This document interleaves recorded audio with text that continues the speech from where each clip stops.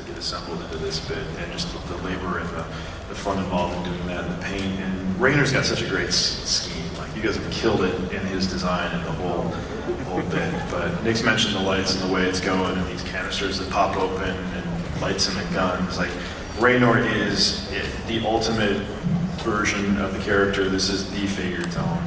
Yeah, it's truly awesome to see this thing realized. You guys definitely check it out. And the rad part is pre-order is just a couple weeks away. So.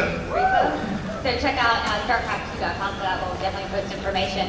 And you can't talk about Raynor without talking about our next product announcement. Who would like to announce that? Nick or Brandon? Oh, okay. Well, Raynor's not complete without his one true love, right? And we love ourselves some Queen of Blades here. This is Kerrigan, and she is gorgeous. And you know, once again, when Sideshow, you know, blowing the roof off, it's absolutely detailed, absolutely representing the character, and you know, it was really interesting. We were looking at a lot of stuff a few years back that Sideshow had created, and there was one piece in particular that just stood out. And we're like, you know, we want something like that. And fortunately, we got the same sculptor on the project. Do you remember what that piece was? I do. It was Ivy. I don't know if you guys remember. You guys remember Ivy in the Sideshow booth last year, like the real sultry. Poison Ivy, little redhead joy. Yeah. Beautiful piece, beautifully painted, and you know, they captured something, and I wanted to make sure we were part of that, and you know, they did it again, and so we're super proud of it. It's not here, correct? That's right. This is still in its final clay form, so a little fragile. But the reciprocal inspiration was Steve Wang's work with Blizzard on the life-size pieces and the beautiful one-of-kind bronze at the in our Paris campus. Yeah. And we, you know, so wanted to bring that magic into the piece, and what Mark Newman and Ray Villafane had contributed to this, to just lock in all that great Kerrigan nitty-gritty detailed bone, anatomy, curvature, sexiness. It's all here. Yeah. A nice companion piece to Raynor. Okay.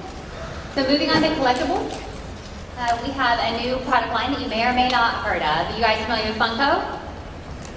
Yeah, right. There guys with a big line by their booth. So there is an exclusive we have in our booth this year. It's the Illidan Shadowform. So that's one of the exclusives we're going to show you a picture of here in the next slide. But that's just the beginning. We actually have a full line of Funko Pop coming out. It's going to be out in September 14th. So we're super excited.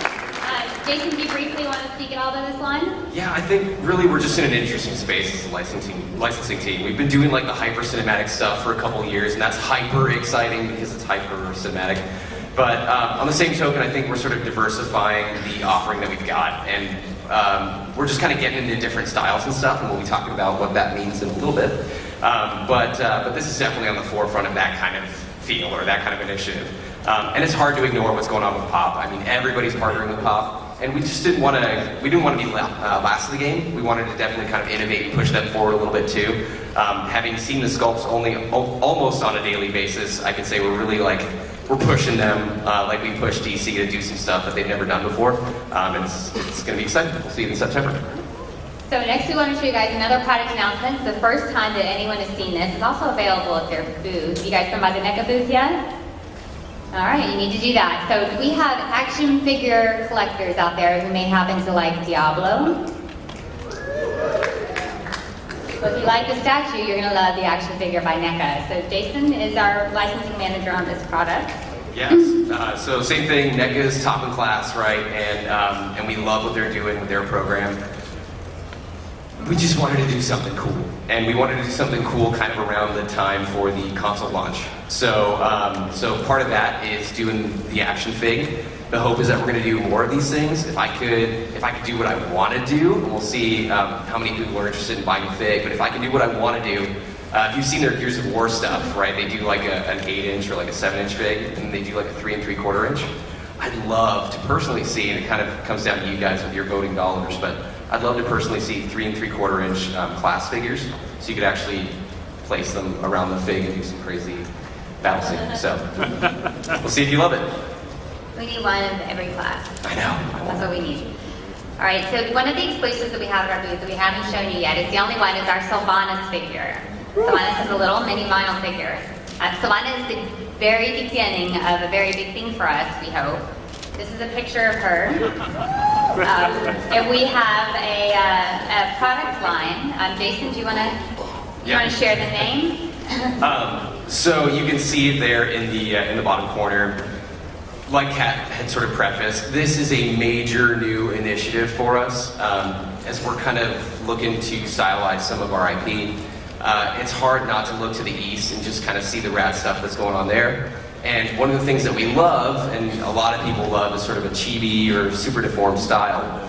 So we started polling, I don't know, features in the audience, we started polling like 14, 15 different artists to start doing interpretations of our characters and sort of this look. And ultimately, it came down to sort of a blind taste test, if you will, and we passed it around about 14 people inside. And everybody voted unanimously on an internal Blizzard artist known as John Polidoro, or JP, if you're more familiar. John is killing these designs, like absolutely killing them. I can't say what we're working on, but I can say there's a broad range of them, and you're going to see this stuff on all sorts of new product coming forward. This is sort of kicking it off, and we just kind of challenge you guys to look to the future to see where this stuff might pop up. But it's exciting. Maybe sometime around November. Maybe.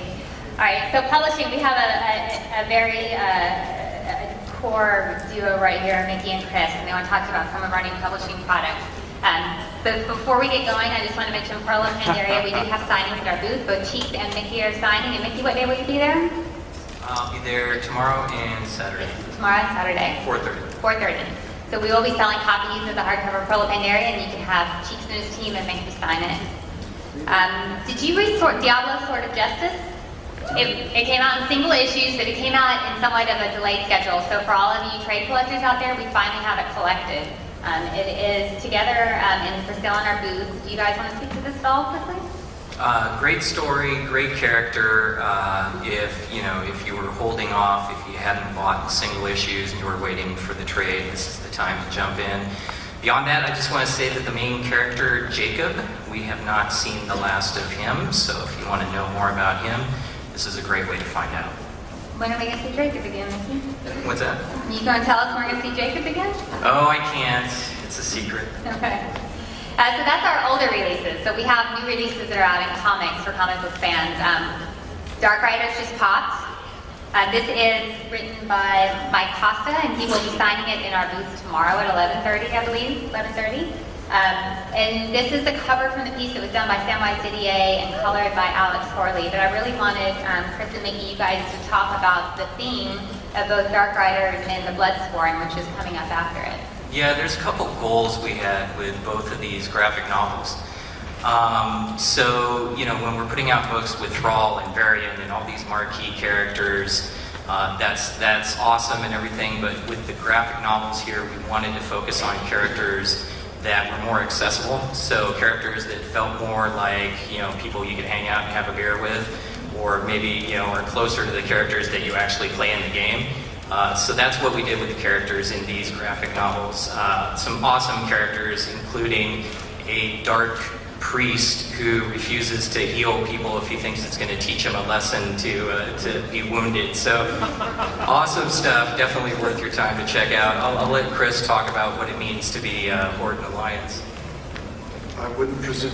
But yeah, I think the spirit of these two graphic novels, they were definitely meant to be kind of twin pieces, which isn't to say that the storylines are contiguous, but we wanted to create graphic novels for people that, if you love the game, they would be very, very familiar, and like Mickey said, they're not focused on the top-end lore or the big, kind of faction leader type characters. It was really more to be like, if you're level like 25, right, and, where you're out, I don't know, in the middle of Kalimdor somewhere, and that's the most familiar landscapes and quest lines and themes. We wanted to do a couple of stories that really just captured like the meat of WoW, right? Not necessarily the top end of WoW, but like the broadest impression of what it means to be red and blue, for the Bloodsporn story. What does it mean to be, one of these Horde races and pulling together with Tauren down the street and orcs over in Durotar, and why would they ever really get together, to fight centaurs and things like that? So we wanted to kind of craft stories that are like the mid-level experience. And really just kind of take a look at how the dynamic of each race within the two factions kind of really works. I think we were successful in that venture. And I just want to add, Bloodsworn, especially the artwork. Kat, do we have Bloodsworn interior pages that we can show? We do not, unfortunately. Okay. Sorry. So, unfortunately, we don't have them here, but some of the most gorgeous artwork that we've done for a DC book is absolutely beautiful. Jeremy Rapak, and he just knocked it out of the park. So you guys know, Jeremy Rapak, who's done the Horde series here, is a contemporary of Lionel Francis Yu. So you can kind of expect that sort of look. And speaking of current releases, moving on to novels, we do have Vulcan's Shadow of the Horde that just released. If you haven't read it, it's absolutely an amazing story. It tells, obviously, Vulcan's control side of the story.